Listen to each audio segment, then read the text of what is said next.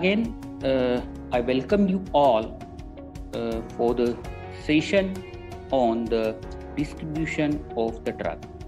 In the today's session, we are going to study the remaining factors which are going to affect the distribution of drug in the body.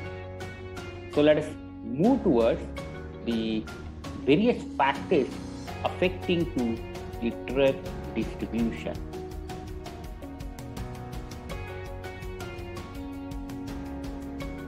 So here it's a disclaimer for the viewers. Let us move towards the learning objectives. So for today's session, I have set the learning objectives. That is, after learning this module, you will be able to explain the effect of age on the distribution. You will be able to explain the effect of obesity on the distribution. You will be able to explain the effect of pregnancy on the distribution. You will be able to explain the effect of disease state on the drug distribution, and you will be able to explain the effect of diet on the distribution of drug. You will be able to understand the concept of apparent volume of distribution. You will be able to define the apparent volume of distribution. You will be able to calculate apparent volume of distribution. Then you will be able to define protein binding. You will be able to discuss plasma protein binding of drugs, and you will be able to enumerate binding of drug to the blood cells. So these are the learning objectives I have set for the today's module or today's session. Let us move towards the how the various factors which are going to affect the distribution of drug into the body. So moving towards the binding of drugs to the tissue components. So binding of drug to the tissue components, it is going to affect the distribution of the drug.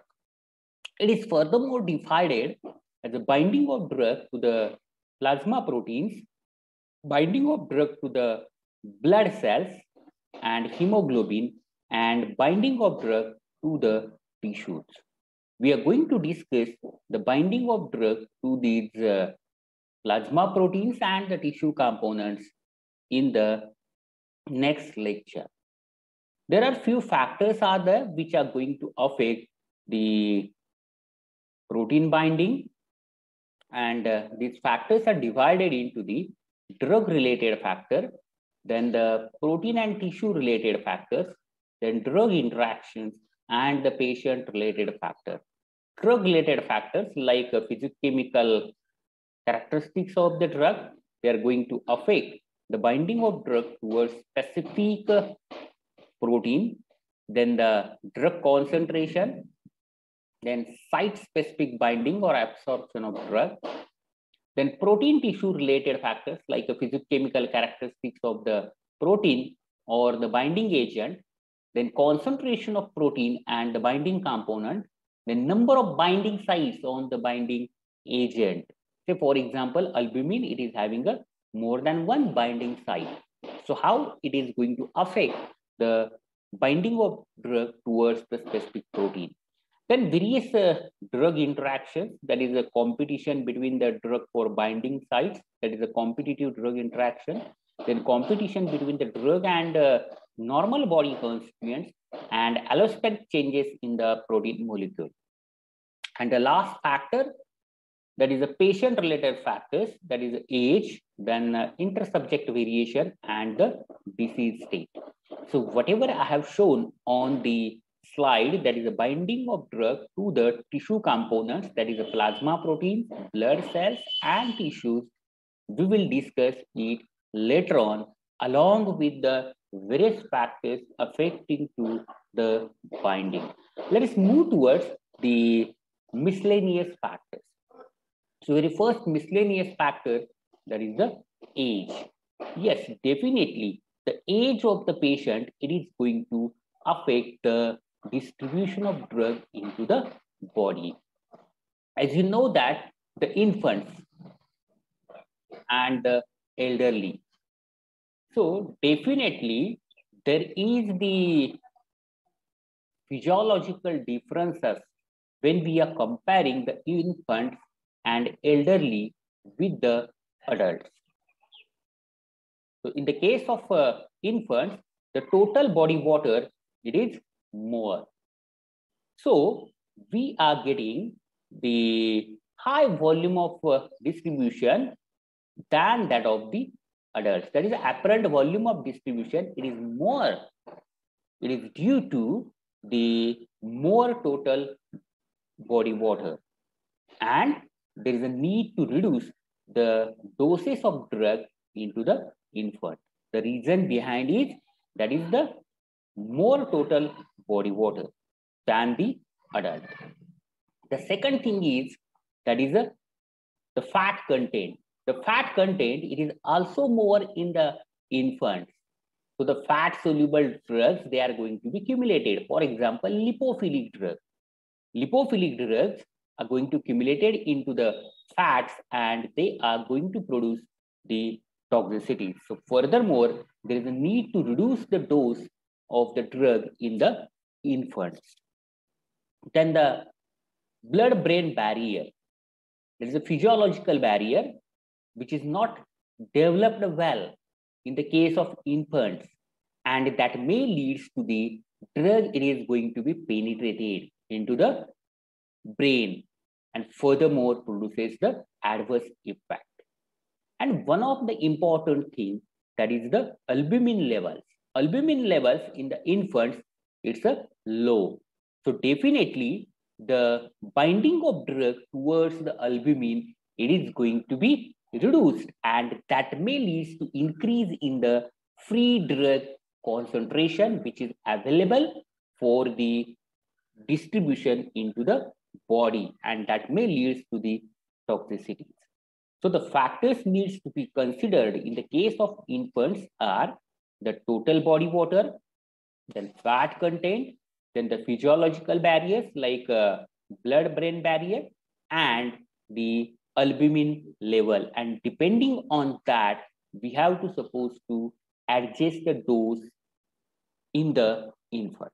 Moving towards the elderly patient. In the older patients, the albumin content, it is low. So the binding of drug towards the albumin, it is going to be decreased, and that may increases the free levels of drug and furthermore leads to the toxicity, or there is a reduction in the dose, it is suggested. In the case of elderly, also the fat content is more. So lipophilic drugs are going to be accumulated into the fats and may produces the toxicity. Then there is a reduced muscles, then the tissue mass, then the blood flow towards the tissue, it is also going to be reduced. So again, the reduction in the blood flow towards the tissue, which affects the distribution of the drug into the various tissues and the organs. So these are the things which are going to affect the distribution of drug in the elderly patient, like albumin, low albumin content, high body fat, then reduce the muscle and tissue mass, and reduce the blood flow to the tissue and the organs. Furthermore, the important thing is that the physiological barrier, like a blood-brain barrier, becomes less intact in the case of elderly, and that may increase the permeability of drug into the brain. So this is about the elderly. So in this way, the age factor, it is going to affect the distribution of drug into the body. Let us move towards the pregnancy. Yes, all of you are aware about, in the case of pregnancy, one extra compartment is present and which is separated by the placenta, isn't it? It is due to the fetus. And definitely, if one new compartment which exists in the body, that may increase the distribution of the hydrophilic drug. So in the pregnancy, the change occurs in the parameters like body weight. Body weight, it is going to be increased. Blood flow, it is going to be increased. The concentration of plasma proteins, they are going to be affected. That is a reduction in the albumin content. Then the cellular fluids are also going to be affected. If there is a change in these parameters, there is a change in the distribution of drug in the body. As there is an increase in the extracellular volume as well as the total body water. Normal total body water, it's a 42 liter. So automatically, if the total body water, it is going to be increased, that may increases the volume of distribution for the hydrophilic drug. So the distribution of hydrophilic drug, it is going to be increased in the case of pregnancy, and there is a need to reduce the dose of hydrophilic drug. An increase in the body fat in the pregnancy, which results in the increase in volume of distribution of lipophilic drug. So in the pregnancy, the body fats are also going to be increased, and that may lead to the increase in the distribution of the lipophilic drug. These drugs are having highest affinity towards these tissues, and they are going to be stimulated. As in the case of protein binding, there is a reduction in the albumin content, and which increases the free drug concentration in the body, isn't it? So furthermore, need to reduce the dose of the drug. So this is about the pregnancy. Let us move towards the obesity. As all of you are aware about the obese person, and generally it is correlated with the body weight. So the body weight of individual, it is going to affect the distribution of the drug. If there is a different body weight, it is going to alter the contents like fat content and lean tissue along with the water. If there is a change in the fat content or lean tissue, that may lead to change in the drug distribution.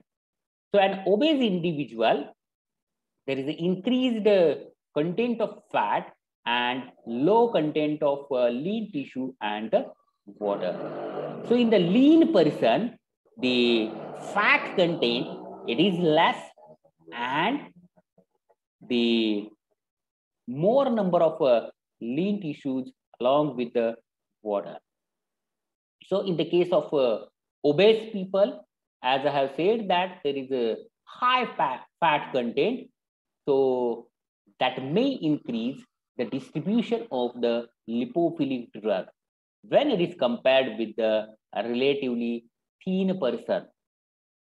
So simply in the obese person, the fat contents are more, and that may increase the distribution of the lipophilic drugs like barbiturates and benzodiazepam. So their elimination half-life, it is going to be increased in the obese patients than the lean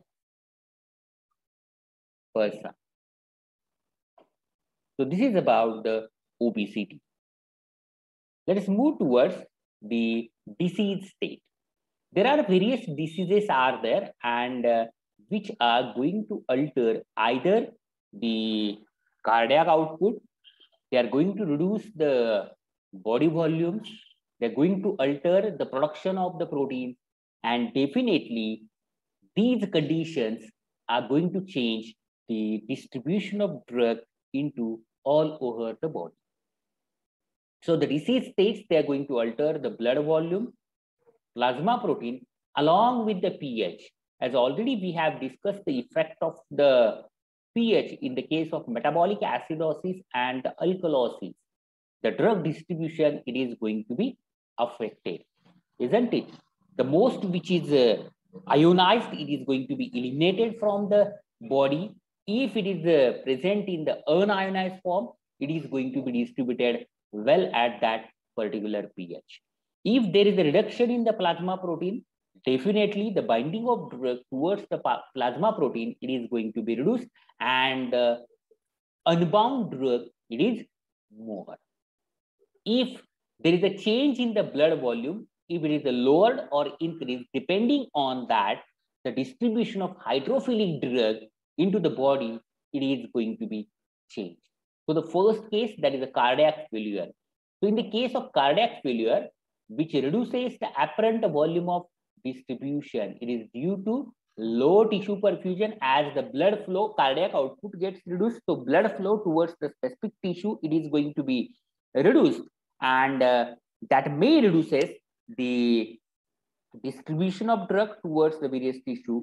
Also, there is alteration in the partition between the blood and the tissue component. So administration of normal dose resulted in an increased plasma concentration of the drug and resulting in the toxicity. So automatically, as the tissue distribution, it is going to be altered. So that furthermore, if the drug it is present in the systemic circulation itself, that may lead to the toxicity. For example, the drugs like quinidine and lidocaine shows the toxicities in the case of cardiac failure due to reduction in the apparent volume of distribution of these drugs. Related with the renal problems, there is an increase in the levels of acidic substances in the body. Say, for example, free fatty acid levels are going to be changed. And if the acidic substances are going to be changed, as these acidic substances are having the highest affinity towards the albumin. They are more specifically bound to the albumin, and they displaces the drug from the binding site, and unbound concentration of drug, it is going to be increased. Moving towards the liver diseases. In the case of liver diseases, there is a reduced level of proteins, that is the albumin, which is affecting the protein binding of drug. For example, take the example of cirrhosis, isn't it? That is there is an accumulation of bilirubin resulted in the displacement of drug from the binding sites. In the case of cirrhosis, the binding of phenytoin, it is going to be increased by 40% in the cirrhosis. This is about the disease state. Let us move towards the next factor, that is the diet and drug interaction. Let us see the diet. So as you know that the diet, it is rich with the carbohydrate and fats and proteins. If the diet, it is rich with the fats, which will increase the levels of free fatty acids in the systemic circulation. And if free fatty acids levels are going to be increased, that may alter the binding of drug towards the albumin. As free fatty acids are having highest affinity towards the albumin, so they are going to displace the drug from the albumin binding sites. For example, NSAIDs like phenylbutazone. Let us see the drug interaction. There are so many interactions are there. They are going to alter the protein binding as well as the tissue binding of the drug. We'll discuss how these drug interactions are going to affect the distribution of drug in the next session. So all these are the miscellaneous factors which are going to affect the distribution of the drug. Let us move towards the volume of distribution. Before discussing the apparent volume of distribution, there is a need to understand what is meant by the volume of distribution. So volume of distribution, it is nothing but a volume of body fluid in which the drug is dissolved or distributed. See the figure. See the beaker number 1. Say, for example, here, this beaker contains the X volume of fluid, and we have dissolved the 100 milligram of drug into it, isn't it? The volume of distribution, it is calculated by using the formula V is equal to A by C. A is the amount of drug and C is the concentration. So as we know that the amount we have dissolved in the beaker A, it's a 100 milligram. And assume the concentration, we have measured the concentration by using a suitable analytical method, and the concentration which is found to be 1 milligram per ml. So by using this formula, it is possible to calculate the volume of distribution. So the volume becomes, that is V is equal to 100 divided by 1. So it becomes a 100 ml. So the volume of beaker 1, it's a 100 ml. When we are considering the body, the total body water content, it is a 42 liter. It comprises the vascular fluid and blood 6 liter, extracellular fluid 12 liter, intracellular fluid, it is a 24 liter. So the total body volume, it's a 42 liter. Means according to this formula, we should get the volume of distribution of the 42 liter, but this is not a case. We are getting the different volume of distributions for the drug. For some drugs, the volume of distribution, it is lower than that of the 42 liter, and for some drugs, the volume of distribution, it is greater than 42 liters. Why? What could be the possible reason behind it? Let us see the remaining two examples.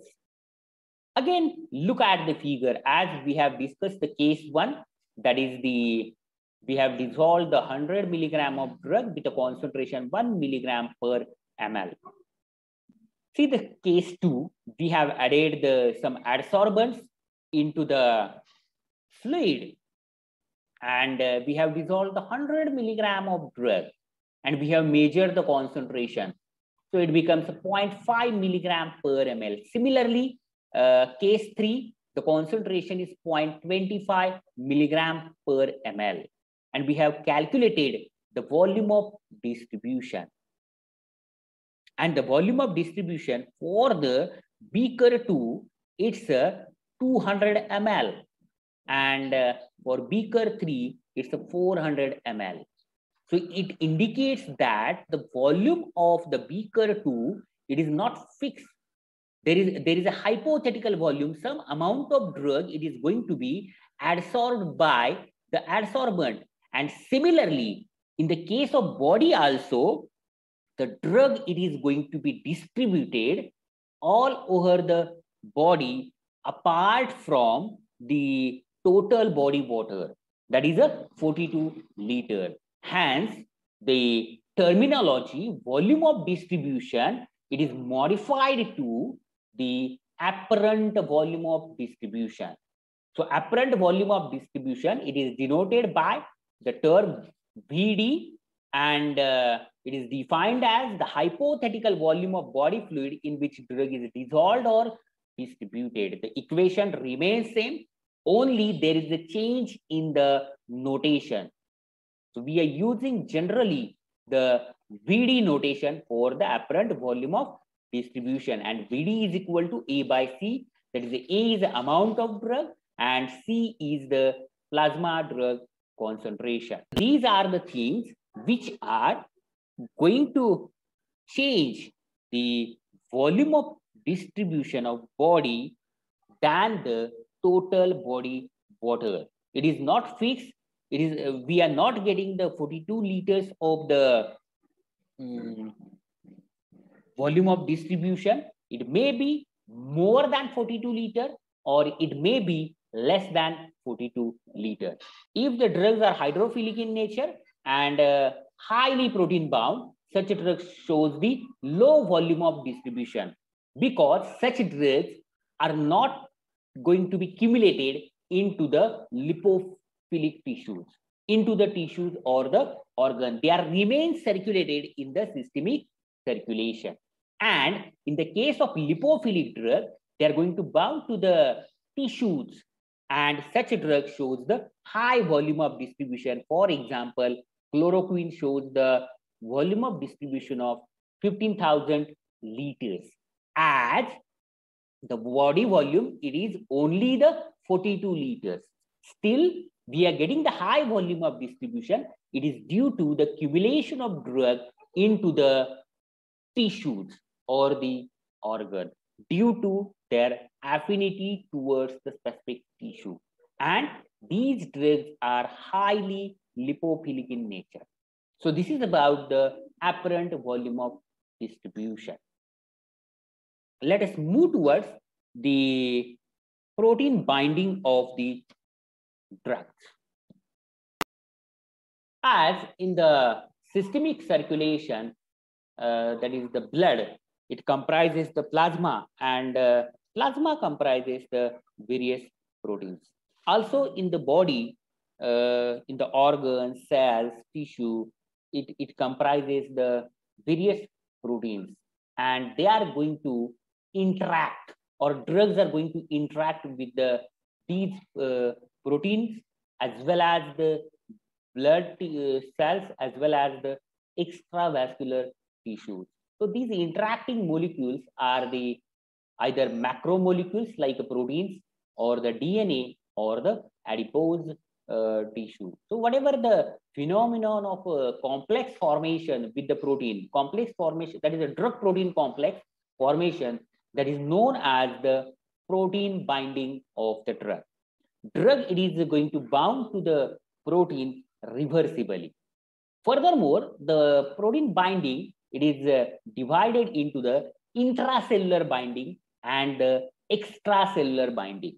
So the intracellular binding, it is responsible for the pharmacological action of the drug. Drug, it is going to bound to the receptor protein and they are going to elect their pharmacological action. And in the case of extracellular binding, drug, it is going to bound to the extracellular protein. So for example, proteins which are present in the systemic circulation and does not elect the pharmacological action. For example, the albumin. When the drug bound to the extracellular protein, such a complex, which is pharmacologically inactive, it is pharmacokinetically inert, it is pharmacodynamically inert. I have said the pharmacologically inactive. Such complex are not going to be metabolized. It is remains circulated. Then such complex, it is not going to be excreted from the body, and such drugs are either accumulated into the tissues or remain circulated in the blood, and hence the half-life of drug, it is going to be increased. If the drug is protein bound, then its molecular weight, it is going to be increased. It is a complex. No doubt, the binding of drug towards the protein, it is a reversible process. So there is a conversion of bound to unbound and unbound to bound. Unless and until the drug is not converted from bound to unbound, it is not available for the pharmacological action. It is not available for metabolism. It is not available for the excretion, isn't it? And if the drug shows the extensive tissue or protein binding, then such a drug shows the high elimination half-life. Let us move further. Look at the figure. So here, this is the capillary. Here it's the albumin molecule, and drug, it is going to bound to the albumin.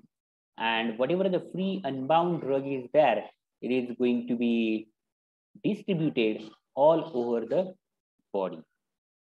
And whatever the macromolecule is there, that is drug which is bound to the protein, such a molecule, it is not going to be distributed. Such a molecule is not going to be permeated through the capillary wall. So whatever the binding of drug towards the protein, it's a reversible process.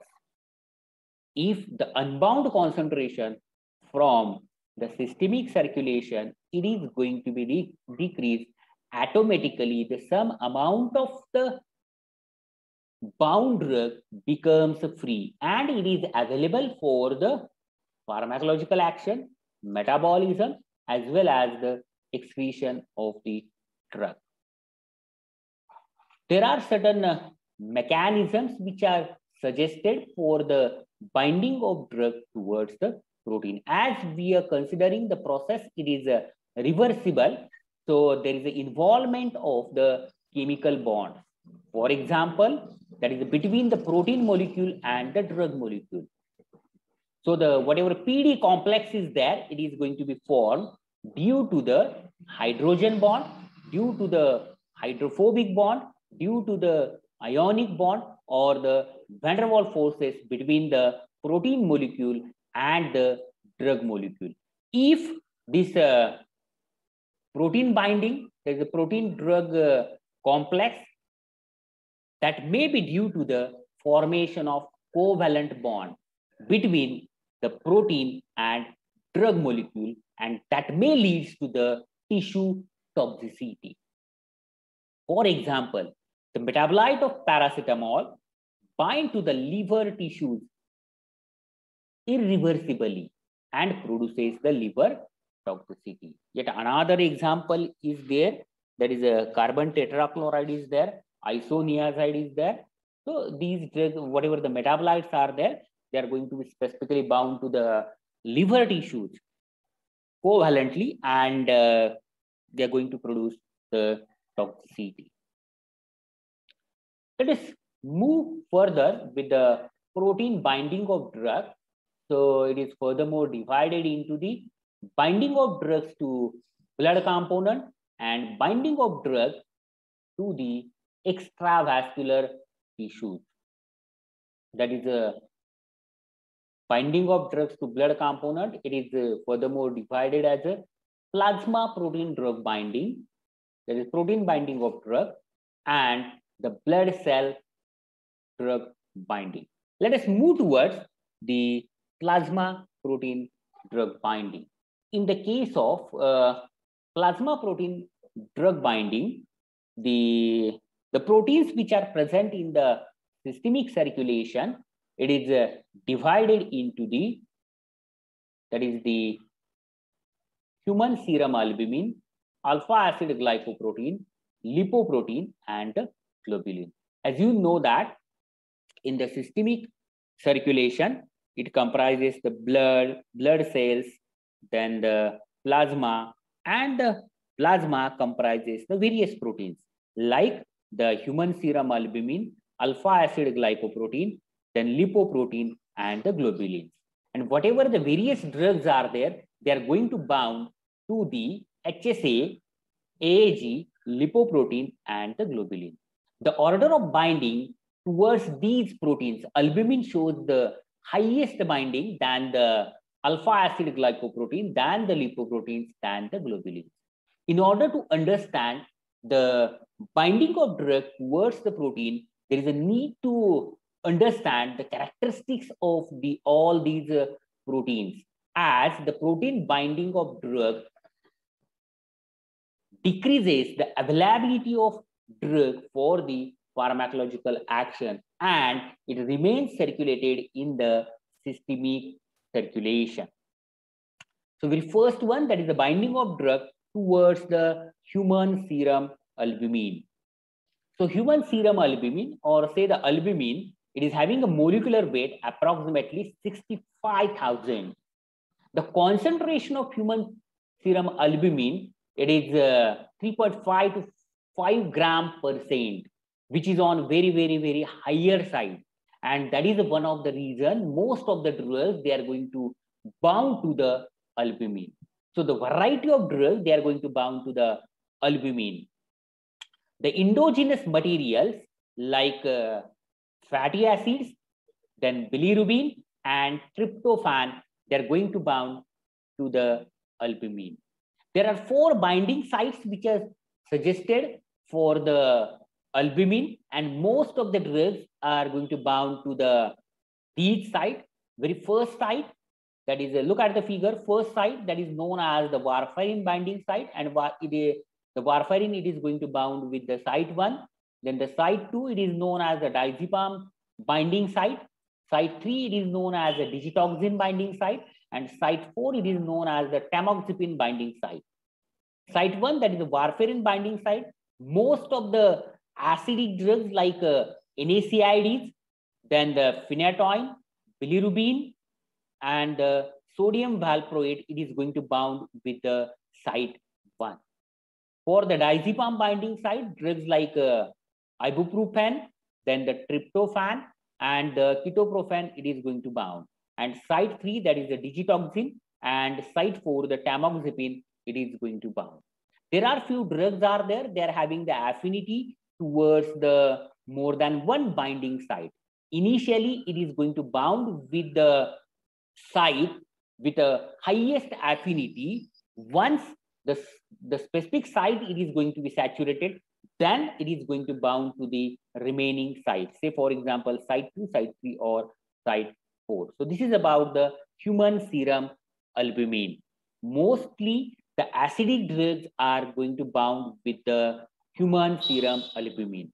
The concentration of albumin, it is in the body, it is 3.5 to 5 gram per cent, which is almost much more than that of the remaining plasma proteins like alpha acid glycoprotein, lipoprotein, and the globulins.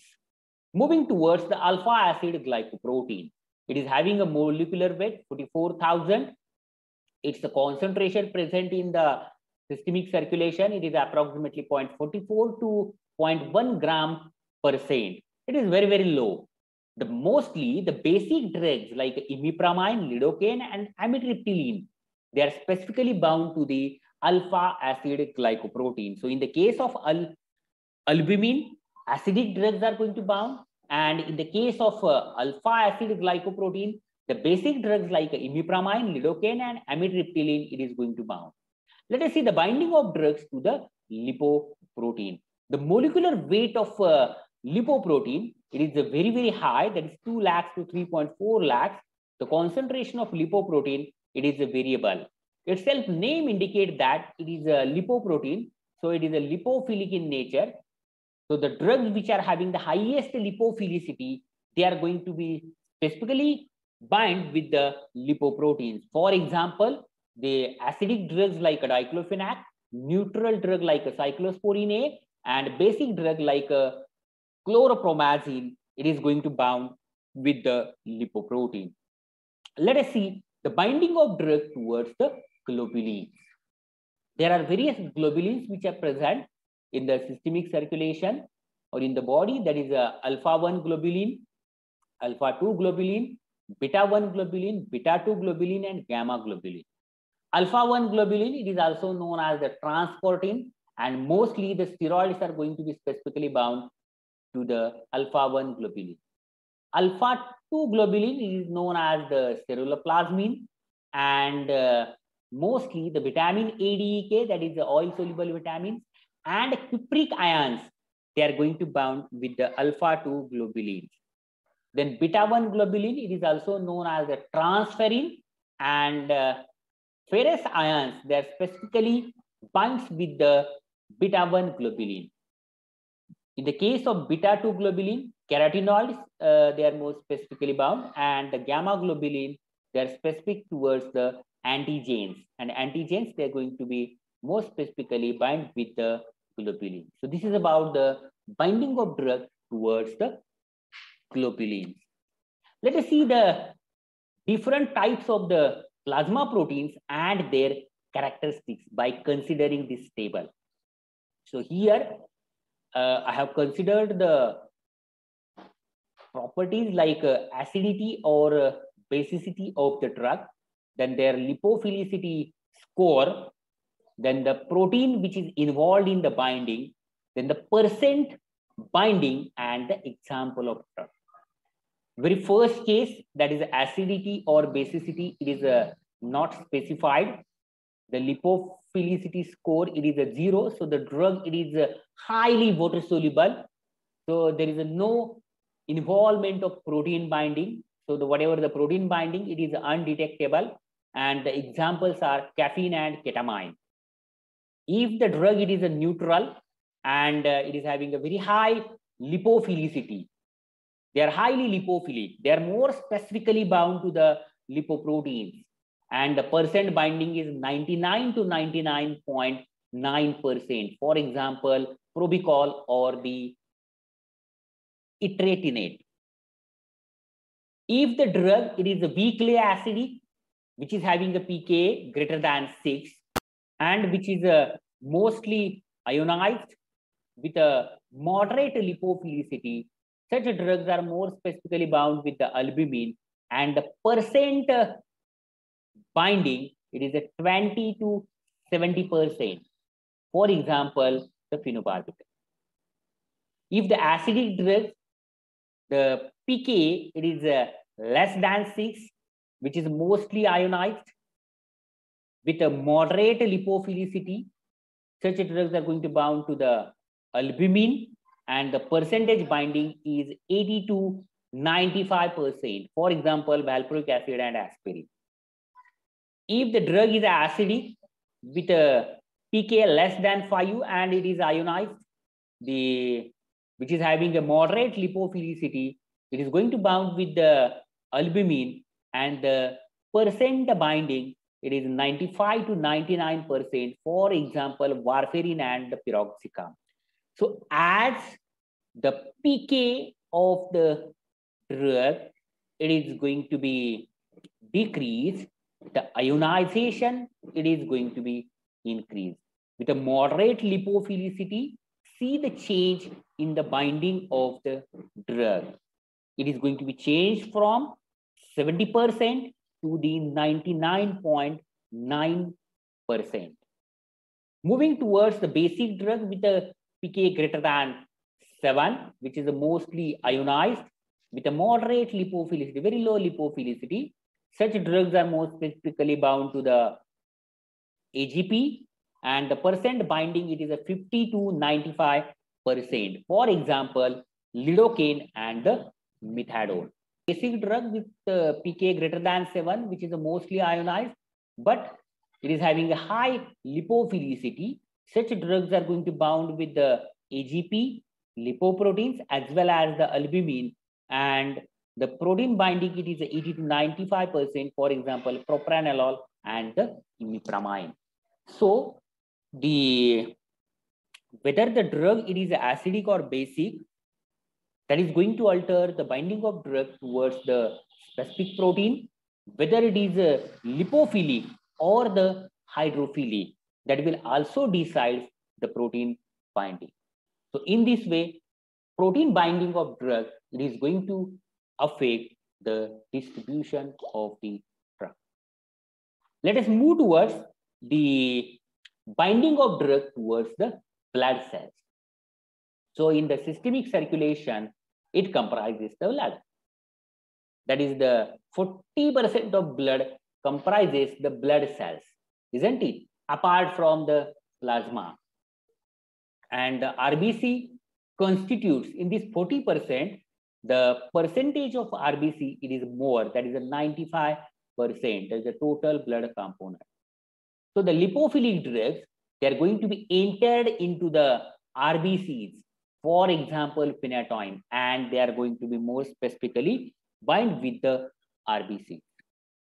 Hydrophilic drugs like ampicillin, they do not enter into the RBCs, and they doesn't show any binding towards the RBCs. But if the drug is lipophilic in nature, such drugs are going to bound with the RBCs. RBC comprises the 3 components. Furthermore, maybe the hemoglobin, then carbonic anhydrase, and the cell membrane. So in the case of hemoglobin, it is having a molecular weight 64,500, and blood concentration, it is ranging between 21 to 15 gram%, which is on very, very, very high side than the albumin. And the drugs which are more specifically bound with the hemoglobin, like phenytoin, phenobarbital, and the phenothiazine. Carbonic anhydrates, the drugs like acetazolamide and chlorthalidone, it is going to bound with the carbonic anhydrase, and the drugs like imipramine or chlorpromazine, They are more specifically bound with the cell membrane. So this is about the binding of drug to the blood cells. So here we have finished the today's module. We have discussed the effect of age, obesity, pregnancy, disease state, and diet on the distribution of drug. We have discussed the concept of apparent volume of distribution. We have discussed the definition of apparent volume of distribution. Then we have discussed how to calculate the apparent volume of distribution. Then the definition of protein binding. Then furthermore, we have discussed the various proteins and binding of drug towards the proteins like albumin, alpha-acid glycoprotein, lipoproteins, and so on. And at the end, we have discussed the binding of drug to the blood cells. Thank you very much. Hope all of you have understood the things.